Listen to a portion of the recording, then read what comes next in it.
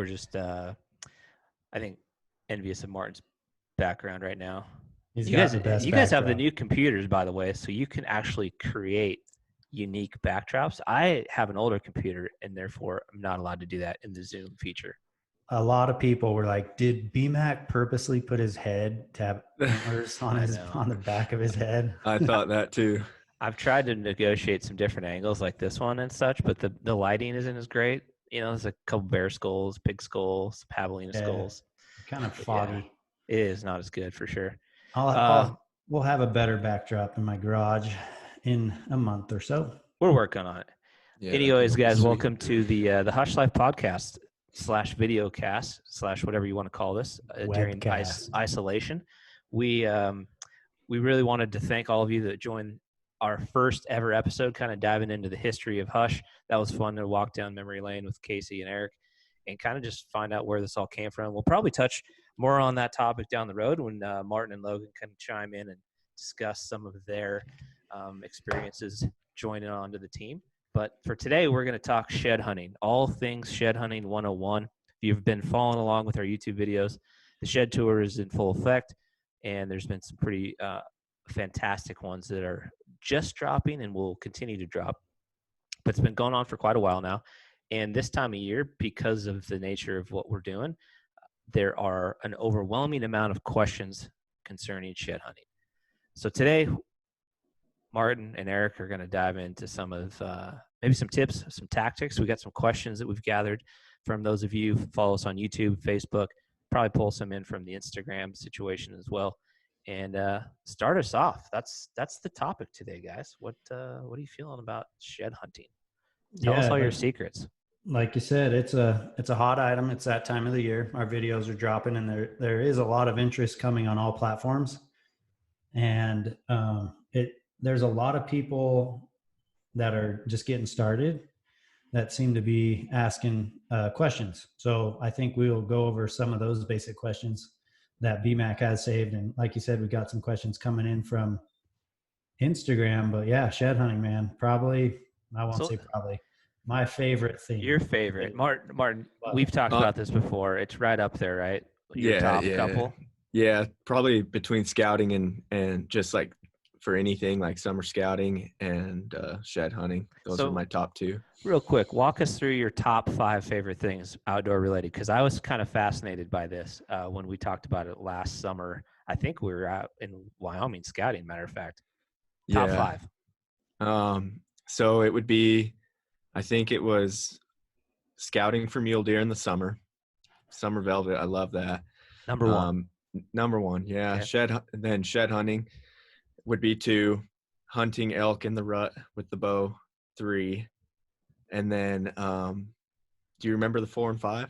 I don't know if I remember those. Those top 3 stood out to me. Yeah, because nowhere in there do we talk about anything getting shot necessarily. Potentially elk number 3, right. But I find it interesting that your number 1 most favorite thing to do is find mule deer in the velvet, and that'll definitely be a topic down the road because Martin's done a great job over the years of turning up some great bucks. And then number 2, shed hunting. So I thought that was interesting. I think a lot of people would have assumed, gosh, hunting mule deer, or taking elk or something like that would be 1 and 2, but it's not. So when did you start shed hunting? I started in, I think it was high school, first year that I could drive. Started shed hunting. Saw Eric posting on Instagram, and then a couple other people I followed, and they were like the OGs, like the only ones doing it at the time. And so it kind of sparked an interest. I got out and started looking and found a few right away. And so the addiction started like pretty quick. I didn't get my butt kicked too much. Got out. Early success. Yeah, for sure. So I started there, and then really it just took off. Because I do like scouting and all of that and following animals, like that was a big part of success in shed hunting. So it went hand in hand and just turned into one of my passions. Eric, what about yourself? Obviously, if anybody's followed along our channel or Eric individually, you'd notice that sheds are a big passion. Where does it rank on your top couple? Shed hunting is number 1. Number 1. You'd rather shed hunt than hunt anything else? Yeah, because you get the thrill more. You know, hunting is always fun, and chasing bulls with my bow would be second. Archery hunting elk in the rut, but the amount of like the high of finding a shed or spotting a shed, you just get over. It's unlimited. You don't tag out. You don't get a quota. You don't get that one tag and then your hunt's over. So probably for a lot of reasons why Martin likes summer scouting, because it's just nonstop. You get to go as much as you want. That's how shed hunting is for me. It's my favorite. Always has been. And honestly, shed hunting for me started way before hunting. Yeah, I could see that for sure. When did that start for you? Like pretty early, wasn't it? Yeah, pretty early. My dad grew up in Fillmore, Utah. It's like central Utah. And I, as a young child, we grew up in California. My family was right in the Bay Area, a city called Fremont, California. And he would take me, we would visit his mom who lived in Fillmore for family reunions. And, as I got a little older, he would take me on the hunt. But I just remember one time he took me to grandma's house. And in this little sliver of the house, which was currently, or at the time, a laundry room, that was his first bedroom. So she had a lot of kids, not a very big house. They used every square inch of that house they could. And he had a mule deer rack was still there. And I was just like, oh, what is that? It was a mule deer set of antlers. And at the time, I was probably young enough to like watch National Geographic on TV, always loved animals, always had a lot of different pets, had a huge, just loved wildlife, thought it was really cool. So he had this rack sitting there. And it was his first buck that he had ever shot. And he shot it when he was 16. It was the only rack he had from growing up. So I was like, can I have that? So he gave it to me, and it's the old timer style rack, a nice 4x4 with a clear coat of lacquer on it. Oh yeah. Like the old guys did. Super old school. Yep. So I just had that for years, and it wasn't until a couple years later, I was probably just a young teenager, 12 or 13. He took me on a hunt in Idaho, and I was hunting with his friend, and he goes, look over there. I think that's a moose shed. I'm like, whoa, what the heck? So like, you're not supposed to pull up the rifle, use the scope as optics. I'm like, that is a moose antler. And so that's when I found out and learned that the antlers were shed each year. And from that moment, I still have pictures of that set of moose antlers. When I discovered that they shed and you can just simply go find them, from that moment on, shed. You were hooked. It's interesting that you started out the creme de la creme with moose paddles as your first find. I remember when he found that one. We went walking up the ridge, and I actually stood on an anthill or a log. I can't remember. But whatever I stood on to get some elevation. I was still looking for elk, and he goes, whoa, look at that, the other side. And there was the other side of this moose paddle. And I just remember being a kid and being like, he'll probably give them to me. I'm a kid. Dude, he wasn't letting that thing go for nothing. It was a really cool set. And my dad found a moose paddle on that same hunt, which as soon as he got home, he cut it off at the burr to make a belt buckle. So I still have that paddle, and I still have the little piece that he never made a belt buckle. They're be in my collection forever. So that's how I started. And then at that time, we were living in Utah by then.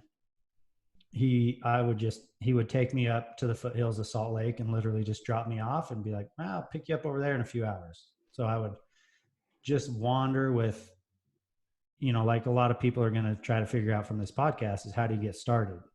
Well, that's how I got started. Just drop me off in the foothills and go.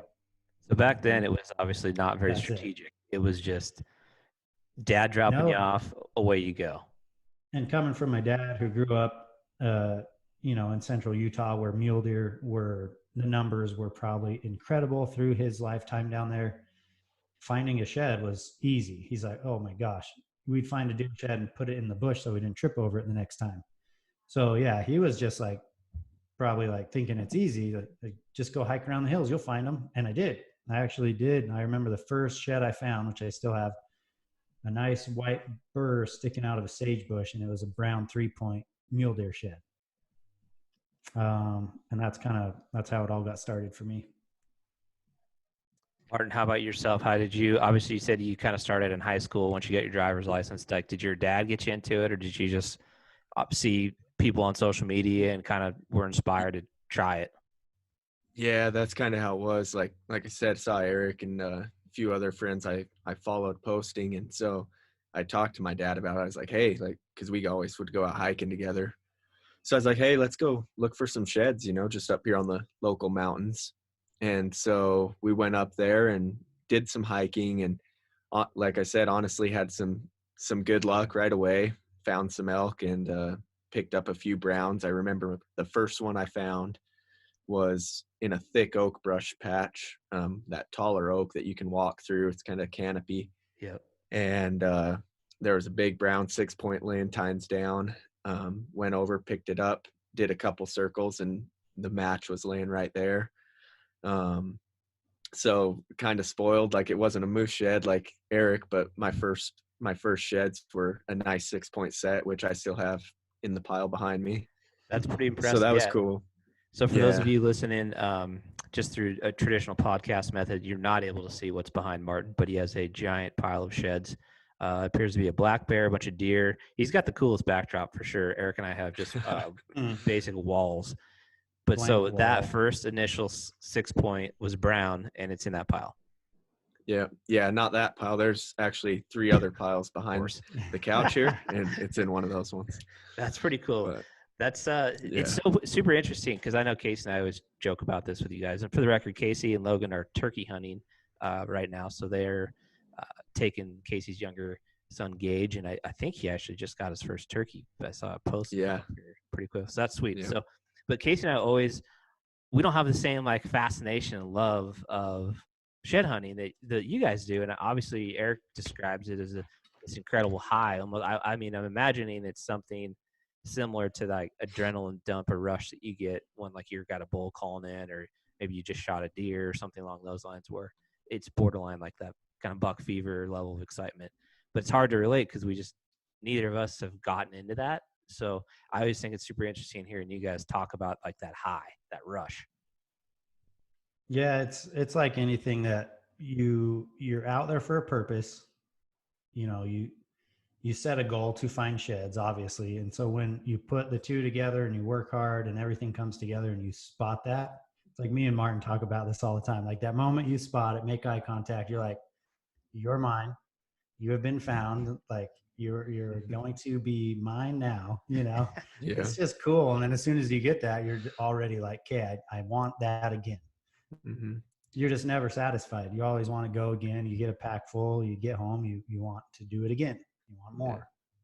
Well, and it's so much dang work, like to find the things. Like there's so many times you've gone out 2 days maybe and you haven't found anything, put on 20 miles. And so it's an overwhelming sense of like joy and accomplishment once you do, like Eric said, lock eyes with that antler. It's like it is a high that you get right away, and it doesn't last long because then you want to get it again. Sure.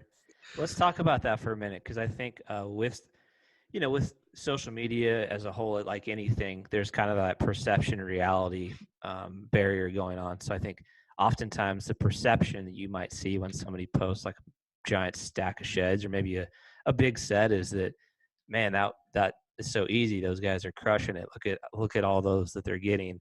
They must just have like access to like a honey hole, or they're just lucky, or what I mean. But the reality is, knowing you guys and knowing a lot of other people that are super passionate in shed hunting, there's a lot of work that goes into it. I think that perception and reality combination needs some clarification. So, I mean, on average, let's talk elk sheds specifically. What do you think the antler per miles ratio truly is over the course of a season? Man, you have those days that you're getting 1 per mile, 1 per 2 miles average. But then you have those days, like Martin said, that are no antlers per miles. And those add up quick because there are so many days where you go only finding either nothing or 1 or 2 for 15 miles. So it's hard to put a number on it, averaging it out like it really would be, but it's not that great. I mean, every time, like I've had days where I'm out there and I'm like, I did 15 miles, or I'll do a weekend. I'll do a whole weekend, 50 miles. I'll be like, okay, I'll think of what is 50 miles from my house and go, all right, Eric, there's 4 antlers. 2 of them are nice. 2 of them aren't that great. You're going to walk to, Spanish Fork to get them. Would you do it? And I'd look at you like, you're crazy. Yeah. But when you're out there, and those miles are stacking up, you're not really like adding it up. You're just out there trying your best. And in the moment, you'll just like, I'll do anything. I'll keep going. So yeah, I don't know what the average would be, man. It's hard to put a number on it. Yeah. Low. Fair to say over 10 miles? Probably 1 antler per 8 to 10 miles. Yeah. Average. Yeah, I'd say that if you take everything into consideration, like when we do have those, like the series that's going now, we're finding probably 1 to 2 antlers per mile each of us. So it does look like you're killing it, but I've been out 2 times, 3 times in the last week, and I've only found a couple, like little small ones. So it's probably in the 5 to 10, 1 antler, 5 to 10 miles. Yeah, I think that's, again, just sometimes what you see online doesn't necessarily tell the whole story. You just, you get a glimpse of somebody that maybe had a great day, or, they got into a little honey hole or something along those lines. But the reality is, and I get to see it firsthand, you guys are out really putting in a lot of effort to come up with the hope that you get some good ones, or you find that little pocket of a few, and then you never know what you're going to find. It could be super old. Yeah, obviously everybody wants the new ones, but we'll get into that here in a little bit. So let's talk some strategy, some tips, some tactics. I'm imagining, since you guys both started, a lot has changed, not only in the popularity of shed hunting, but just in the strategy on maybe how to get a leg up, how to find that spot that you guys have all dreamt of. So yeah, I mean, people get lucky, right? Park the quad, just guess, walk up the hill, find a big set, find 5 browns. That doesn't happen very often anymore, especially with how popular it has become. Martin and I both have been doing it for years now. So we've collected a lot of knowledge based on areas we've done good. Some areas seem to produce year after year, and some just don't. It all is dependent on the snow levels, how the winter was, etc. But trying to find new places is trial and error, especially as a beginner shed hunter. I went through it all. I still go through it as we explore new country. But each time you go to a spot and it's not the zone, you just got to like checkbox that off as like, this isn't it. And you're one step closer to finding the zone. But there's so much strategy behind it now. Like we can go into all that. So let's start from the beginning here. So let's talk seasons by states, regulations, the basics of folks that are maybe not that experienced in shed hunting, or want to try to get into it a little bit more. What do they need to know out of the gate? Well, yeah, it's cool you brought that up. Like state regulations are changing within the last, 5 years, 5 to 8 years probably, where some states are putting shed seasons or antler gathering seasons in place. So probably first step, depending on your state and your zone, is to check regulations if there's any restrictions on antler gathering, and also look into like picking up deadheads, because it's just naturally going to happen when you're out there shed hunting. You're typically in wintering zones, you're going to find deadheads. So make sure you probably check your state's regulations and rules first. Yeah. So probably just go ahead, Martin. I was gonna say, because especially with deadheads, there could be some really like weird rules on those. Like some, I believe it's if there's hair on the skull, you can't take it. If there's not hair, you can. It like just really weird ones. So it's good. That's a good one to check on, because you will for sure find a deadhead out the winter range. So like in Utah, for example, you can mark it with a GPS. You're not allowed to move it or manipulate it. And then you can contact the Department of Wildlife. And depending upon timing and availability, oftentimes they'll try to get out there and do an investigation to see, was it a winter kill, or maybe is there a poaching situation happening? And then again, I think it's so much based on timing and maybe the particular, agent that you work with, you may or may not be able to get it back. Again, it's all just super dependent on the situation. Correct?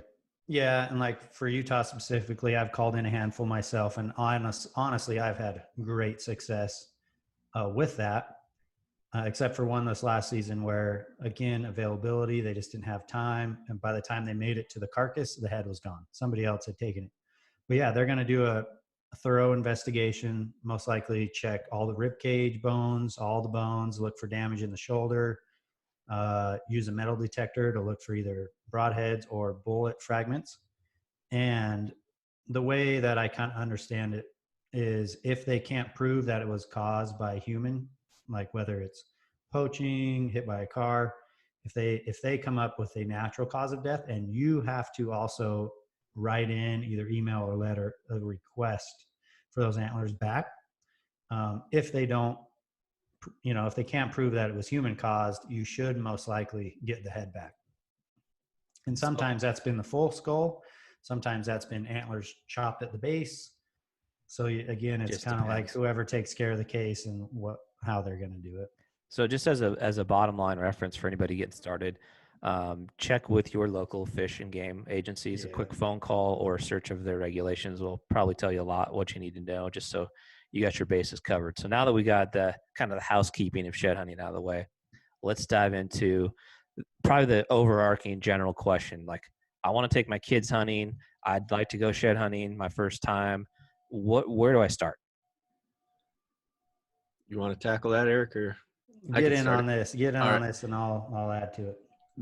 I get this message so much too. So my number one thing would be, you got to put in a couple weeks of scouting before the animals drop. Like, find where the animals are at, kind of observe the type of feed that they're feeding on.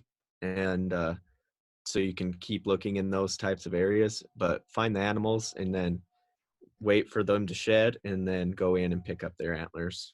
That's the best way to have success. Like, and you're talking like sitting back, kind of glassing, observing, just trying to get an overall idea of maybe where they may be at that point in time of the season. Right. So, I mean, for those, even like, let's take a step back. So obviously it's so dependent on where you live and the different ranges where these elk and deer live, but largely some places, particularly more northern climates, there's the migration of deer and elk and antelope oftentimes, right? So then you got some other more southern type climates, maybe the New Mexicos, the Arizonas of the world, southern Utahs, where there's a lot less of a migration because the winters are super mild, and a lot of times you're dealing with next to zero snow, right? Yeah, definitely. Each type of terrain is definitely going to have a huge play on where. So the number one thing, I don't know how to turn that off. The number one thing, like Martin said, is like where. And it really is all going to depend on where you're at. So we'll try to share our knowledge from the areas we have tried. So for the most part, the animals that we shed hunt here in Utah are migratory. So where they summer, where they rut, and where they shed is most likely very different. And that's why so many people can be like, hey, I've put on 100 miles within the last few weeks. I have found 0 sheds. It's like, clearly you're in the wrong spot, because we'll take a mountain range, and there are going to be places that are on fire for sheds.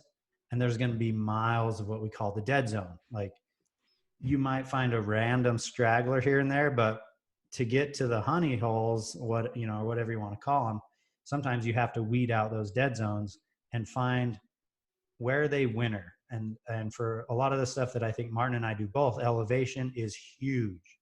Mm-hmm.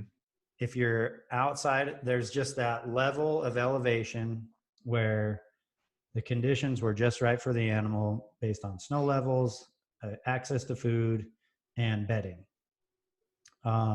So scouting, clearly, like Martin said, is super important.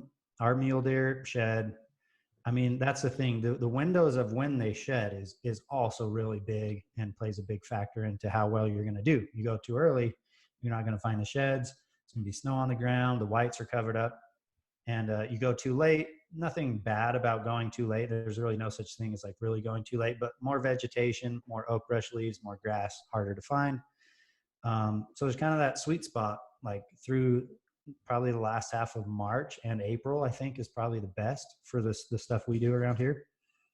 But knowing where they were during the times they shed is the key, because if you're not there, you're not going to find sheds.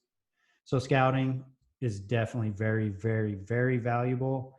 And in my earlier days, I'd say I spent more time into scouting than I do now. Now it's kind of knowledge based, like, okay, they love this canyon, they like that canyon, you know, on this mountain range, they like this elevation, and I'll just kind of go based off that. But if you can, get out and scout, use your optics, and find them before they shed. Okay, so let's talk about elevation real quick, because we've had a few different questions specific to elevation. What exactly are you looking for from an elevation standpoint? Is there like a sweet spot? Let's for purpose of conversation, let's focus in on elk, just because I think that's probably the most popular, you know, shed hunting there is. So what are you guys looking for from an elevation standpoint? Because that question has come over and over and over.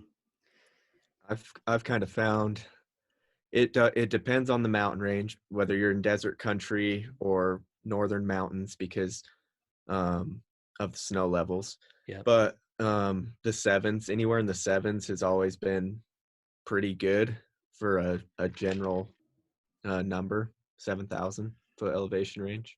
Yeah, like 7,500 seems to be a pretty sweet spot. Yeah. But some mountain ranges and some winters, you're going to get them It's higher different. or lower. Yeah. But average, 7,500 seems to be pretty good for where we go. How about topography wise? That's obviously kind of another component of elevation. Do you historically find more sheds? Obviously, I think it's safe to say the south facing slopes are kind of a no-brainer, just because the snow melts faster, the feed develops a little quicker, there's a better chance of the elk and deer being on there. But with regards to like the topography or the terrain, more rugged, thicker, rockier, like versus open, is there any suggestions on that? Well, again, you know, Martin and I both are going to be talking about mainly where we are. Yeah, sure. Because, you know, we kind of not laugh, but we mentioned some of this northern Idaho stuff, or like Montana, where me and Martin are like, it looks so heavenly, nice grassy slopes, couple pine trees scattered here and there. Like, man, it looks like fun country to shed hunt. The stuff that we seem to do well in, I think it is for a couple different reasons, is rugged. Personally, I like it because it's harder to get to. It's harder to weed them out through the thick brush. But these big mature bulls tend to want to find sometimes the roughest country to recover from the rut. They don't want to be bothered. I'm not saying that there's not the others, right? The easy spots down in the burns or the clear cuts that people make. But the majority of the stuff I like is the rugged terrain where these big old bulls, they want to be left alone. They don't want to be by cattle. They don't like noise. They want to be so out there by themselves. And that's why you find that bigger bulls typically either live by themselves or maybe with one or two other bulls. Where you'll find that middle class age, they really bachelor group up, 6 points, 5 points. They're always in big groups. But those big bulls, they really like rugged terrain, I think. Yeah. Martin, pretty much the similar? rougher the better. Yeah. Rougher better. Yeah. Yeah. That's, at least for me, and maybe that's because less people go there too. Yeah. So you tend to find more sheds there. And it's just easier to miss an antler maybe in some rough country. So that also plays a role in it. But I would say the bulls do, like, that's where you will find bulls, is in rough, tucked away pockets. Yeah, like, I think when me and Martin are sitting back looking at a space, we will literally, and it's not always perfect. Again, everything varies, but we'll be like, no, that's too perfect. It's kind of funny, but I've been using this word heavenly. I'm like, it's just too heavenly. It's too perfect. You dream that they would be there. You look at it and it's like great grass. And you look over here and you're like oak brush, bushes, thorns, rock slides. And it's like, whoa, that's where we're finding the sheds. That's funny. I mean, I equate a lot of that to, when you're, let's say, chasing elk with a bow and you come into this just heavenly looking area, you're like, oh gosh, this just looks like where elk should be, and then you end up getting into them, maybe some really dumb place that you didn't expect. So there's that kind of visualization of, man, if they were only here, but the reality is they're not. I think the other interesting point that you make is where to find the more mature bulls. That's right in line with how elk act, right? Post rut, those more mature age class bulls are absolutely finding the darkest, deepest, gnarliest canyons to just chill out. And in many cases, they'll stay there or near all the way through the winter, which is really adding up with kind of where you guys have found some of the maybe more quality, older age class bull sheds. And then another point is, you might find in some of those heavenly areas, some smaller sheds, because I think a lot of the younger class bulls still may run around with some of the cows and calves throughout the winter. Yep. So that all kind of ties into really just how elk behave overall. So let's talk a little bit about e-scouting. I know, Eric, over the years, you've been really passionate about time spent not only on Onyx Maps, but also on Google Earth. You can pull up a spot and have a good idea based on maybe some of your past experience, the elevation. How do you guys leverage e-scouting to help kind of guide you into picking a place? Well, one way for sure is taking, again, if you're starting from scratch, it's going to be a little more difficult to pinpoint a shed spot e-scouting. At this point where I'm at is I've got all the years of knowledge, all the areas of knowledge, but one thing someone can do who's maybe just getting started is like, all right, I've done good here. What does that look like? Look on Google. Okay, it's a south slope. It's got a lot of grass and oak brush. Where else on this mountain range looks like that? And match the elevation, match the feed, and really e-scouting, you're just like, it's a guess, right? You're like, I think there should be sheds there. And from there, it's just boots on the ground. And sometimes you'll find both. I've found spots where I'm like, it just makes sense. Like I killed it here. This is 2 ridges over, and you go, and again, you're back in the dead zone. You're like, all right, check box, like not good, not even a white, no chalks. But sometimes you can take that knowledge that you have, add e-scouting. Maybe it's a bordering unit, something similar, has the same feed. You try that, and it's like, I'm in the zone. So you're going to want to use the different tools in Onyx. My favorites anyways are access. One, is it public land? Can I get there? If I can get, how close can I get? What's a good route to the spot? And then elevation, like the topo maps are super helpful. Yeah, just kind of leveraging those topo lines and just understanding where you are in comparison to, where you hope those antlers might be laying. Yep. What, Martin, talk about the leverage of the Onyx tracks. I know that's something that you guys use almost obsessively when you're out in the field. Yeah. Oh yeah.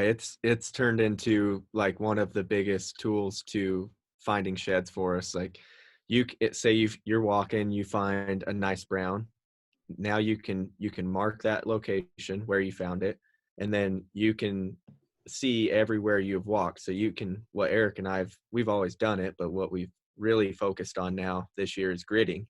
So if we find an antler we want to match up, say, now we just grid, and we just can look at our phones and see everywhere we've walked with that blue dotted line, and work up a draw, then go over, miss our tracks just enough, and then come back down the other side. And we've had great success. That's super interesting, because it honestly reminds me of like when you're on maybe a blood trail, exactly. You're working collectively to really, like, it's a tough blood trail. You're not having any success, and it's time to begin gridding. The track featuring component really is helpful to your point of knowing where you've been and where you need to continue to go, and then comparing and contrasting that with your other friends that might have the same tool on their phone to try to like match up a shed, or just like trying to find your downed animal. Yeah, like Martin said, it's everyone gridding, like everyone in shed hunting is like, oh yeah, grid. But when you use the when you use the onX map to do it, like Martin and I have this year, like for instance, in this shed tour that's going live right now, we walked across the ridge. We had never been on the ridge. We had e-scouted it and again thought, hey, this makes sense. Like we did good over here, but this is like, 5-10 miles this way, but it kind of looks the same and it has the same slopes. And so we go hit it. And, first thing we do is we're trying to find that sweet spot. We're going down the ridge. It's like, okay, there are tracks.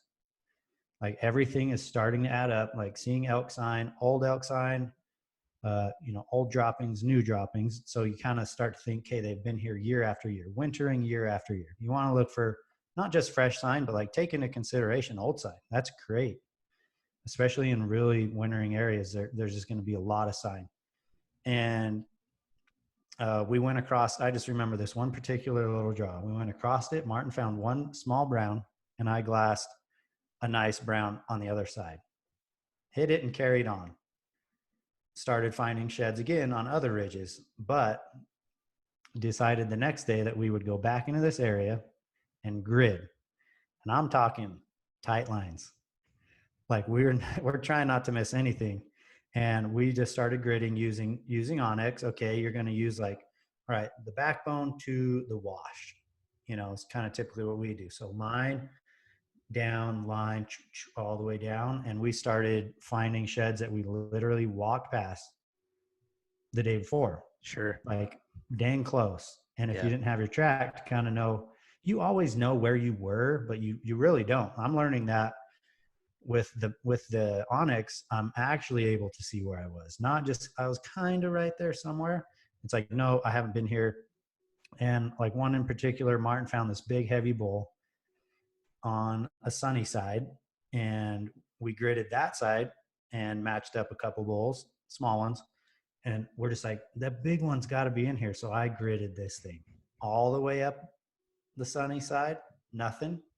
All the way down, nothing.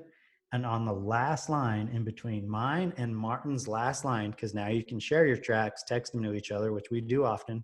So we know we're not going to waste our time walking over each other's tracks. On that one line that hadn't been hit, in between his highest and my lowest, boom, there's the match. Yeah, it was crazy. So yeah, the tools are super helpful. And I've found myself on the mountain at times being like, am I wasting, like I pull that thing out like you wouldn't believe. I look at onX, like I save all my phone battery. Like I'm going airplane mode, shutting down all my apps, no texts, no phone calls, just so I can milk all my battery, just so I can have a battery daylight sun to dark, just to use the onX map. And I've found myself at some points being like, am I wasting time pulling out my phone? Should I just be motoring like hard charge, like just give them miles. That will work. But each time I'd pull out my phone and be like, oh, I need to be a little lower. And all of a sudden it's like, bam. Yeah, makes sense. I mean, you guys are just working way more strategically. So for those of you guys listening that are not familiar with onX Maps, we'll give you a shameless plug. It is a partner of ours, but it's truly a tool that we use all the time, whether it's shed hunting, scouting, big game hunting, you name it. We always have that with us. So if you are familiar with the product, you used it, then you know what we're talking about.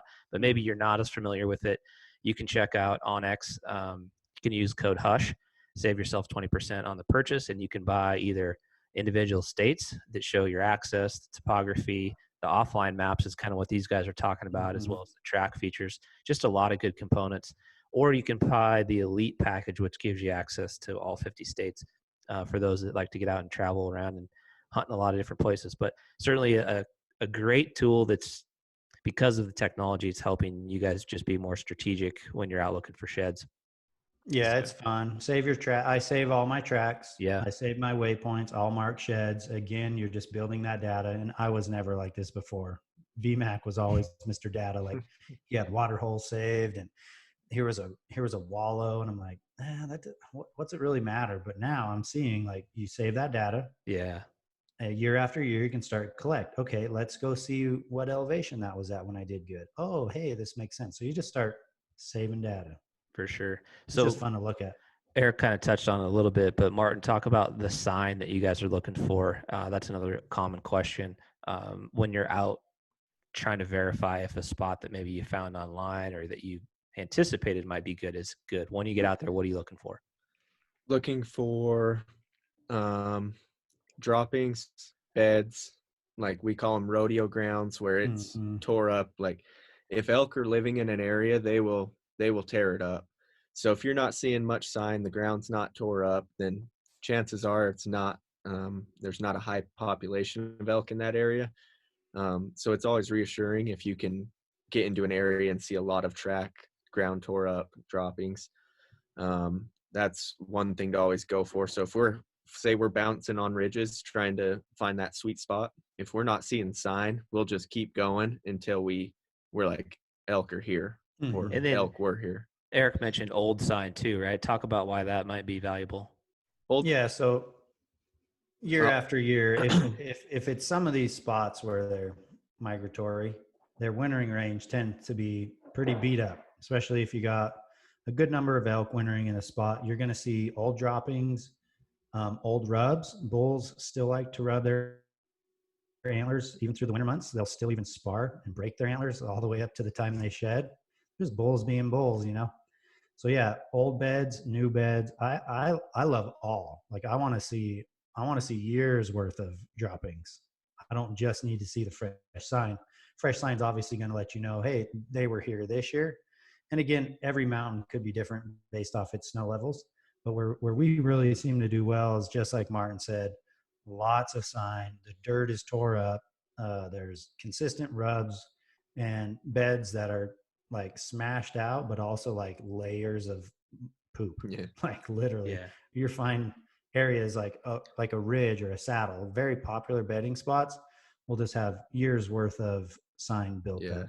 And then also going off of the years of sign or a lot of sign, you got to take into account like what time of year it is that you're out looking. So now here we are mid-April. You're looking for, if you want to find the browns, you know, you're going to be looking for sign that's a month old. So if you're seeing a bunch of sign and it's all fresh from that day, April 20th, you might be in the wrong area, possibly. Maybe that's where they're at now. And a month ago, they were another mile or two down the canyon because of snow levels. So that's also something to take into account. That's a good point. Time of year. Let's talk a little bit about glassing. I know there's a couple, you know, there's, like Eric said, there's the type of folks that like to just get out, do the death hikes, cover country and find them that way. And then there's maybe some other type of people that are more interested in the glassing. So what's your strategy when it comes to glassing sheds? Well, similar to looking for bucks or bulls, you just want to get on a high vantage point. My favorite is to glass the south slope, so the more popular sunny side of the slope, whatever that might be, east or west facing, depending on what side of the mountain range they're on. And scan, and just like you would walk it, grid it with your binoculars. Me and Martin talked about this the other day. Like, what's the rundown when you start glassing? And I think both of us kind of were like, we love to just hit those obvious spots real quick because you're pretty excited. So you're like, I'm gonna glass like the meadow, like underneath the trees. You know, there's always like the rodeo grounds we talk about. So I'll get high. I'll glass the easy really quick, looking for the easy spots, the gimmies. We call them the gimmies, like out in the wide open, whole thing just sitting there. And then from there, really start to slow down. You're going to have to slow down. And to get really good at this, you're going to have to really understand shapes, size, and color. You know, both white and brown and chalk. Like you'll start to get good. Like, that one's kind of gray. It's probably a chalk. Hey, that one's bone white. That's last year's, or that's brown, obviously. So for me, it's just get high, slow down, grab a snack, grab a water bottle, just relax. And just as if you were looking for animals, just start to pick it apart, starting at the obvious stuff first, and then all the way into like, don't overlook anywhere, because they'll shed in the most random spots. But again, we like the obvious spots, easy spots you can see, and then you slow down and pick it over the brush and the beds or whatever. So Martin, how about for you? Do you incorporate the use of a tripod on binoculars or anything of those nature for Just trying to be a little more efficient? I like the binos on the trekking pole setup. So same thing, but just you can kick the weight of the tripod by doing that. So, but yeah, I agree. I think, and then a scope as well if you can for a longer distance. But yeah, you get to a ridge or a high point, sit down, start glassing, and like usually the first shed I glass up, it'll be 15 minutes into glassing that one hillside, and I'll be like, oh, I already looked there and I missed it. But it's because you're usually breathing pretty heavy, you're excited, eyes are moving around quick when you get to a new face. But then once you've kind of settled down and then started picking it apart, things will start standing out to you. Yeah, pretty funny story on that. So again, if you can take a tripod and you prefer that, like by all means, dude, heck yeah. The steadier you are, the better. I'm usually running off my knees. And again, we're trying to like cut weight. So tripod's usually first to go. There's plenty of trips I've gone specifically on glassing shed hunts. You pack the scope, you pack the tripod, you know you're going to hit it hard with the binos, and then you know you're going to zoom in and hit some of that further distance stuff and pick it apart even better with the scope. I find them both ways. Every time I take a scope, I typically find sheds through the scope. Martin's really good at that, just hours and hours on scope. But funny story on the whole glassing thing is Martin and I had, we're on a shed hunt. We found this steep canyon. We had glassed some shed bowls the day before. We're like, dude, we need to get it over there. Man, it's nasty. It's really steep. And so we're on, this side of the canyon glassing the sunny side. And Martin had we had both been on that side already. Okay. So we already know the lines we took. We know we glassed a couple the day before, but looking this way, we glassed some bowls, but we figured looking that way, we'd probably glass some more we didn't see. So we're sitting down. I'm on the 18s with a tripod. I picked out a couple, right? I was like, dude, there's one way far away. And I had one spotted, confirmed. And Martin's like, man, whenever you get a chance, dude, you got to play in the 18s down here, down to the right. I got a white, I think. I'm like, dude, I don't know. Like, I don't know. It kind of looks like a tree branch. So I just carried on with my day. And he was kind of like wanting a chance to look in the 18s to just confirm. I'm like, dude, it's not. So I'm still going on, and he pulls up his binos again. So he's already looked over this spot a number of times. This is most common is you already glass there and then you spot it for some reason. Something sticks out, the color, the G1, a Royal. And he goes, dude, I'm looking at that thing I told you should have confirmed for me. If you would have just looked at it, you would have saw the brown right behind it. And I'm like, I take the 18s. I'm like, holy crap. I've already scanned it with my 10s and confirmed I thought it was a branch. But for whatever reason, that next time Martin went down, he spotted a nice brown 6-point elk shed. He's like, if you would have just taken the 18s to confirm the white was a tree branch, you would have most likely glassed the brown. And I was like, dang it, dude, I missed my chance to face crush him. So he total face crushed me. So Martin, you get to keep that one then, right? Because I kept that one. Oh, he had to walk. I wasn't about to cross that canyon that day. We were beat down after like 2 or 3 days already. That was that snowy trip, and it was like day 3. I'm like, I ain't crossing that. So, but overall though, I mean, it's almost like an observation mission. You're going there and saying, okay, there's enough here that it's worthy to come back and like go collect them now. Exactly, right. And for glassing for me, it's beneficial because just like that story, we glassed a side of the canyon that Martin had already hit. And we glassed, I think you spotted like 3 just below the level you had last touched. So again, it's glassing a shed to me is, one, you're going to glass a lot more country than you're ever going to walk. So you're going to glass sheds you may not find on the ground just by walking that hill. And 2, or 3 or whatever, it's always going to put you in position to find more sheds. So for every shed you glass, just think there's probably 1 or 2 you can't see over there. And many times I've glassed a single, walked over there, boom, around the bush, the match. It's like, how did I not see it? But glassing is all about angles. So one thing I've also learned is just like glassing up wildlife at all, every angle is going to give you different perspective. So we're constantly glass, move, glass, move, glass, move. Yep. So we'll have, me and Martin will be on ridge at different elevation, glassing up different antlers. Sometimes we can see the same one, but oftentimes you're like, I can just see the 1 and the 2, 50 yards down the hill. Can't see it. Yeah. That's a great point that Yeah. is equally valuable when you're looking for live animals out hunting. Just changing up that location, even oftentimes by 10 or 15 yards, makes a huge difference in just what you can see. And maybe how the light's reflecting through certain trees or brush, just in a way that like allows you to pick up an antler tip, for example. So you talked, guys, a little bit about being able to kind of glass different types of elk sheds. Obviously, for those of you seasoned pros that are listening, this is going to be old news. But for the folks just getting started, what are like the grading systems, if you will, on elk sheds? And then on top of that, like, what are they worth? Yeah, it's kind of funny because it's changed a little bit over time. Back when I first started selling, which so many people assume that all shed hunters are like trying to get rich. Not going to work. Like, I'll tell you right now, unless you have country that you can consistently hit 5 to 10 sheds a day, it's going to be real tough to be a full-time shed hunter. You get that a lot. Like, I can't believe, how much money do you make? It's not about that whatsoever. But when I was young, I would sell sheds literally for the sole purpose to get more money, to pay for more gas, to go find more sheds. Yeah. Like, because that's how much fun it is.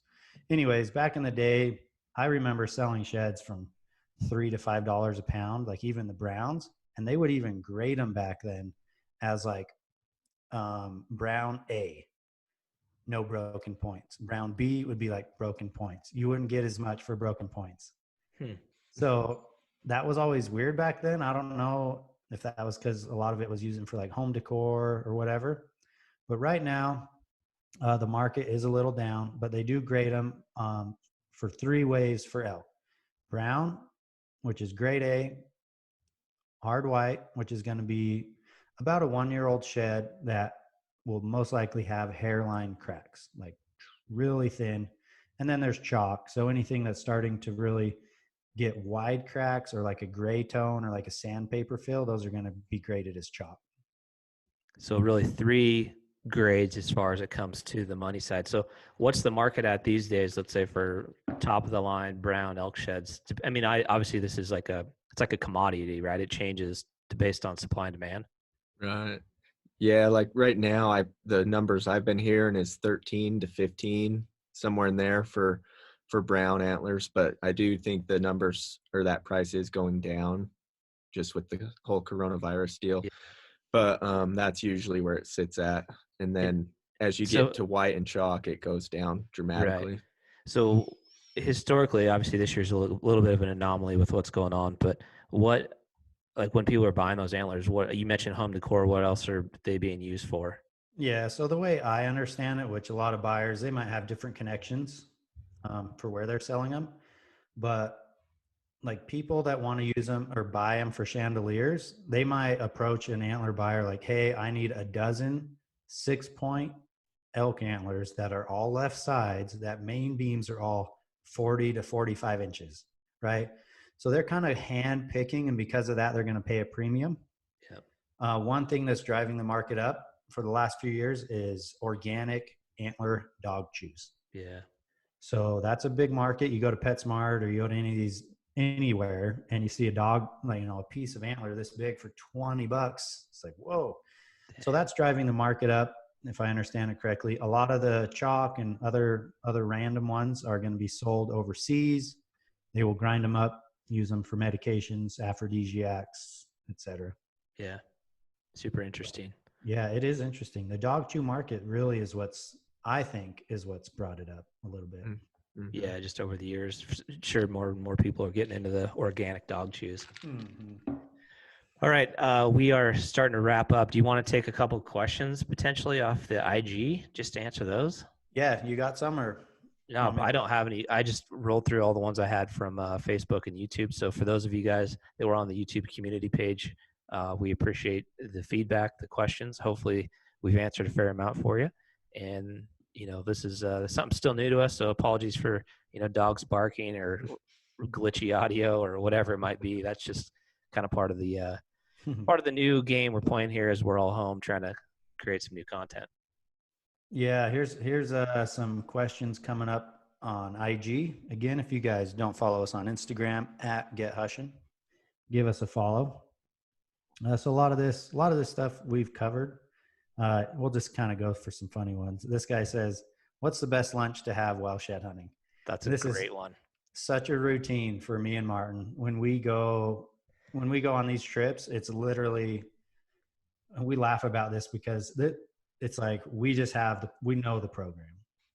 Like we get the same foods every single time: Ritz crackers, tuna packets, Bumblebee tuna boxes, granola bars, Pop-Tarts, Nutter Butters, Cuties. You guys are so predictable.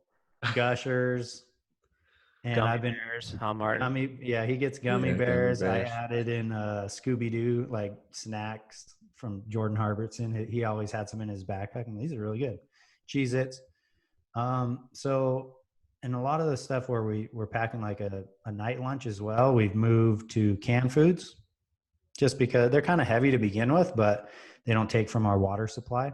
Yeah. So if you have access to water, that's not a big deal. But sometimes the places we're running, it's like, well, we conserve water as much as we can. So yeah, best lunch, like oysters and Ritz crackers.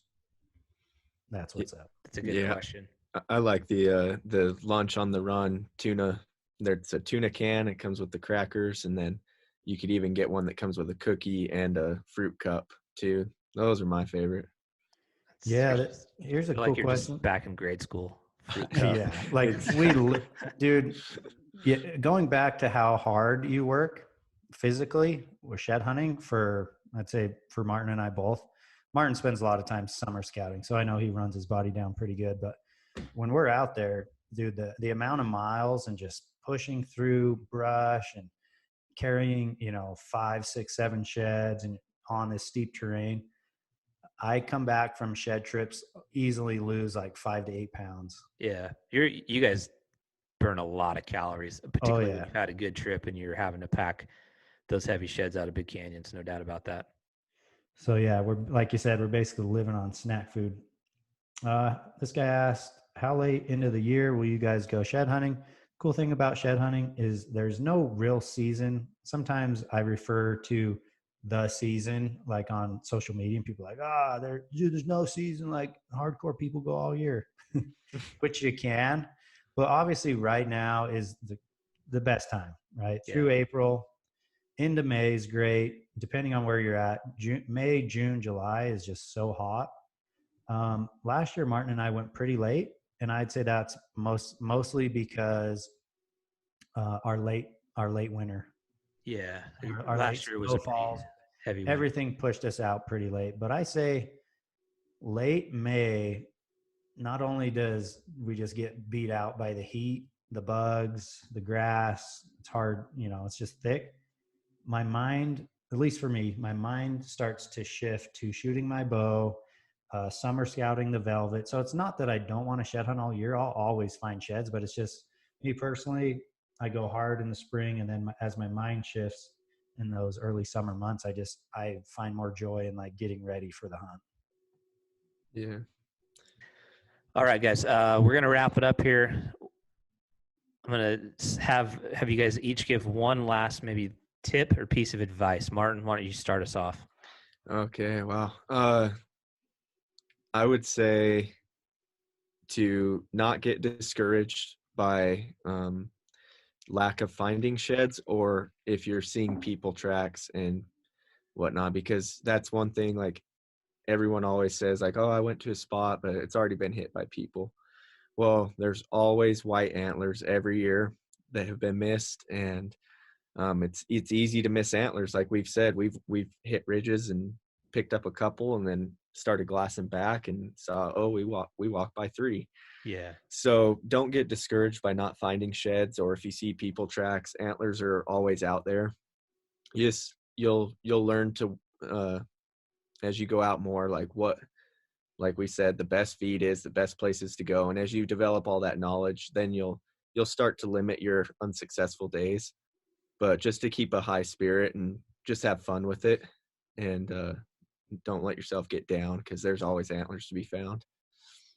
Yeah, one thing from observing social media myself is when you see people that are really good at it, or, you know, you just see someone's out and like them and their friends were out all weekend, they show their stack. It's like usually the majority of the antlers they're finding are white, which only tells me there's always sheds on the ground, which there is. There's way more than we'll ever find. So my last words is just have fun with it. Like shed hunting is no one's job. It's not our job. We're not depending on it. It's literally just a fun activity to get out and enjoy public land or private land, but just to enjoy the outdoors. And a lot of people are, you know, nowadays are, oh, it's ruined. It's so competitive. And if that's the mindset you have, yeah, you're not going to have as much fun. If you're all wound up about someone was parked on that last corner, then you're just not going to enjoy it. So shed hunting should be just about getting out, having fun, you know, relax a little. It's always the first few weeks of the best time for elk that I even find myself wound up. Where do I need to go? Oh, so-and-so is going to hit this canyon on, you know, Saturdays are going to get pounded. We got to hit it on Friday. And I'm just like, whoa, you know, and I sometimes have to go, just relax, dude. Yeah. Martin is the best of this. He is so chill. He's not worried about nothing, but just have fun with it. Shed hunting is just a good time.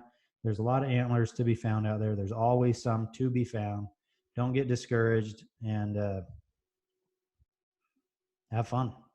I love it. I love it. I appreciate you guys dropping some insights and some knowledge. Hopefully those of you guys listening and watching on YouTube have pulled something out of it that could be beneficial.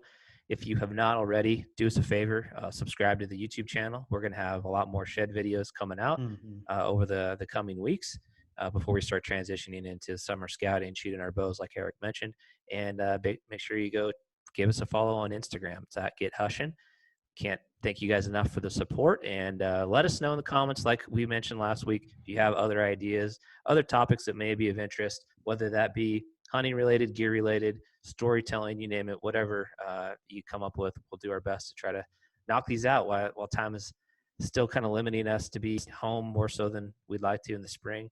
Hope you guys are all staying safe, and we will see you guys on the next podcast. Thanks for watching.